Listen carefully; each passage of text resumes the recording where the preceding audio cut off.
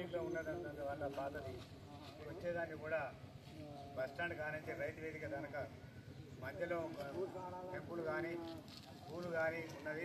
School పిల్లలకు కానీ తర్వాత వాళ్ళు బోధించే టీచర్లకు కానీ తర్వాత బ్యాంకు పోవడానికి కానీ టెంపుల్ పోవడానికి కానీ స్కూల్ పోయి పిల్లలు సాయంత్రం వదిలిపెట్టినప్పుడు ఇబ్బందికరంగా ఉన్నది. కూలీలకు సాయంత్రం వచ్చే కూలీలకు ఆ పక్కనే రేషన్ డీలర్ ఉన్నాడు. బియ్యం తెచ్చుకోవాలంటే ఆ రోజు పోలేకపోతున్నారు.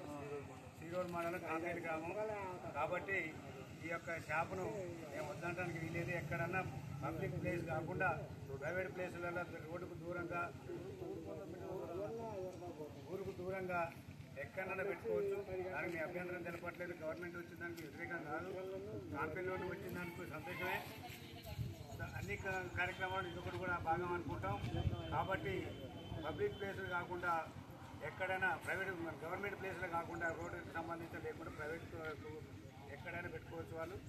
అదే దాని కొరకని ఈ యొక్క కాంపేరు గ్రామం నుంచి అందరినీ ఇక్కడ మన కోటా సెంటర్లో ఈ యొక్క సమావేశం చేయడం జరిగింది.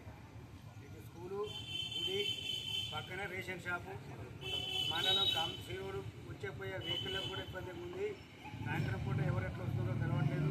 మంచి మంచి డబల్ రోడ్లని చూస్తే ఒక టిప్పర్ ఆర్టీసీ బస్సు, తర్వాత ఒక కారు, ఒక బైకు ఇవన్నీ చూస్తుంటే కూడా యాక్సిడెంట్ చేస్తానే కూడా ఈ టర్నింగ్ ప్లేస్లలో కూడా మంచిగా స్పీడ్లతో పోయి చిన్నపిల్లలు బయటికి వెళ్ళే పరిస్థితి ఉన్నప్పుడు షాక్ పట్టిపోయినప్పుడు వాళ్ళు కూడా ఇబ్బంది పడే పరిస్థితి ఉంది.